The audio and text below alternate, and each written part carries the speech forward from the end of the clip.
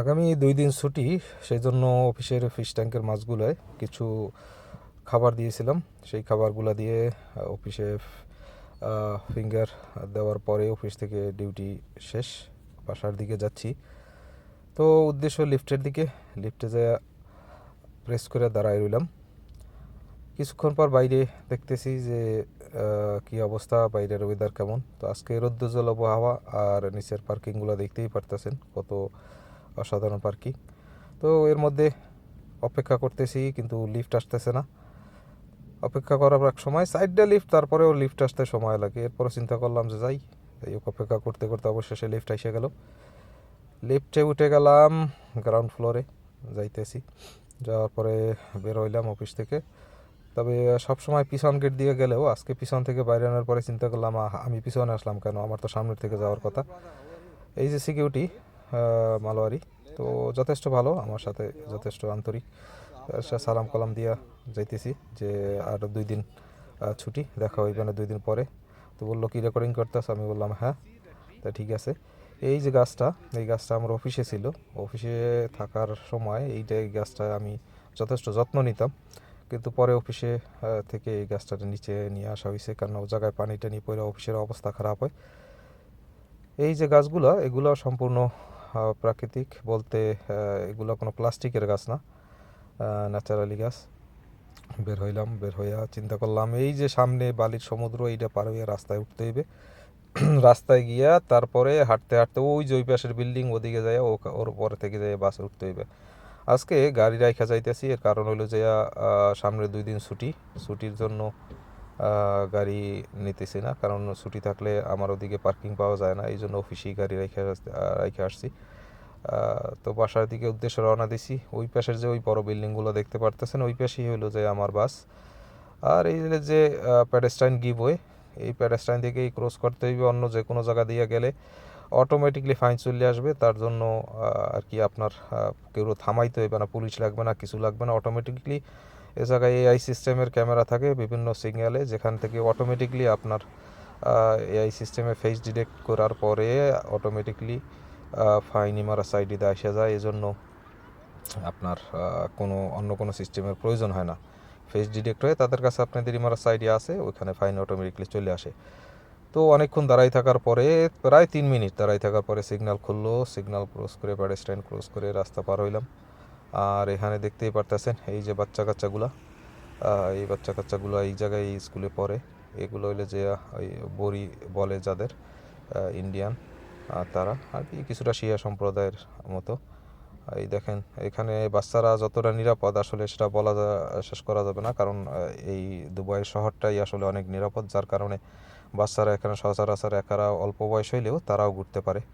এই যে গাছটা, এটা হইতেছে নিম গাছ। আমাদের দেশে যে নিম গাছ, সেই নিম গাছ। এ জায়গায় প্রচুর নিম গাছ লাগানো হয়, যেগুলো এখানে দেখা যায়। আর কথা বলতে বলতে এই দেখেন, এই আমার বাসটা চলে গেল 13D। এই বাসেই আমার বাসায় যাওয়ার কথা, কিন্তু এই এক বাস মিস করছি, আর একটা পাইতে কতক্ষণ লাগে কে জানে। তো দেখেন বিল্ডিংগুলো সব এক সাইজের, আলাদা। এই বিল্ডিংগুলোর কোন কালারটা পছন্দ জানাইন। আর এই দেখেন এনএমসি হসপিটাল, এটা অনেক পরিচিত দুবাইয়ের নাহদা এরিয়ায়। আর এই যে দেখতেছেন বাস স্টপটা, এই জায়গায় যে বড়ই গাছটা দেখতেছেন, দুবাইতে বিভিন্ন জায়গায় এই বড়ই গাছ পাবেন, কিন্তু এখানে যে বড়ইগুলা হয় আসলে এই বড়ইগুলা এই তাপের কারণে শুকাইয়া যায় আর কি, বেশি বড় হয় না। ছোট থাকতেই পাইকা নিচে ঝরে পড়ে যায়।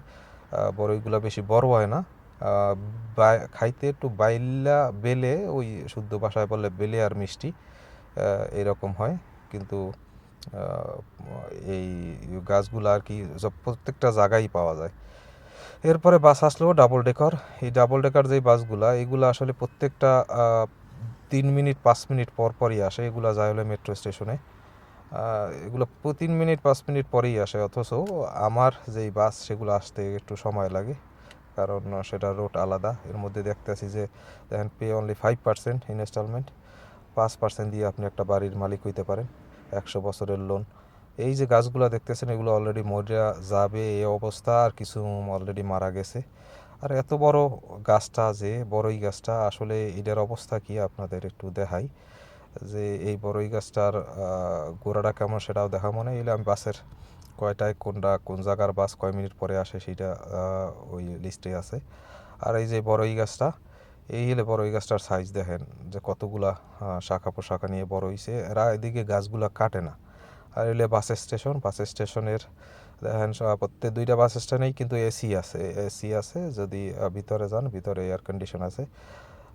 সব বাস স্টপে না, কিছু কিছু বাস স্টপে এগুলো থাকে। আর এই যে সামনে মেশিনটা দেখতে পারতেছেন, এইটা হইলে যে বাসে ওঠার জন্য আমরা যে কার্ড ব্যবহার করি, সেই কার্ডের যে রিসার্চ সেইটা হইলে এটার মাধ্যমে হয়। এই বাস কোনটা, এটা আমার ডানি না, এটা আমার ডানা, এটা 24, এটা আমার ডানা। যাই হোক, ওই কার্ড ঢুকিয়ে দেওয়ার পরে কার্ডটা আবার মেশিন থেকে ওই টিক করে ফালাই দিল, কারণ হলে যে আমি প্রেস করছি কার্ড, আগে প্রেস না করে আগে কার্ড ঢুকাইছি, যার কারণে প্রেস করার পরে এই মনিটর অন হওয়ার পরে এটা ফালাই দিছে।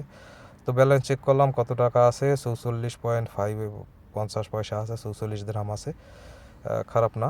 44 দিরহাম যদি 33.10 দিয়ে পূরণ করেন তাহলে কত টাকা হয়, এত টাকা এই কার্ডে আছে। এটা ক্রেডিট কার্ড না, নোল কার্ড বলে, এটা রিচার্জ করা যায়। আর এই কার্ডে আপনি মেট্রোতে, বাসে এবং ট্যাক্সিতে ব্যবহার করতে পারবেন।